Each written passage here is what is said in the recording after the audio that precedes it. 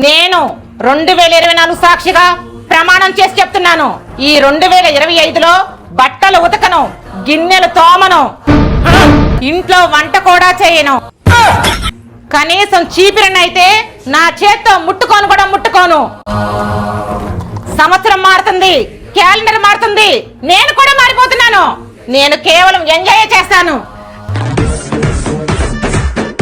ఒక్క సెకండ్. నేను 2024 సాక్షిగా ప్రమాణం చేసి చెప్తున్నాను. నేను 2025లో నా భార్యకి బట్టలు కొనివ్వను, బంగారం కొనివ్వను. అంతేకాకుండా బ్యూటీ పార్లర్కి ₹1 కూడా ఇవ్వను.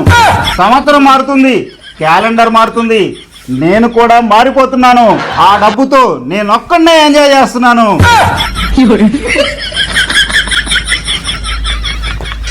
నన్ను పనులు చేస్తానండి, నేను అన్ని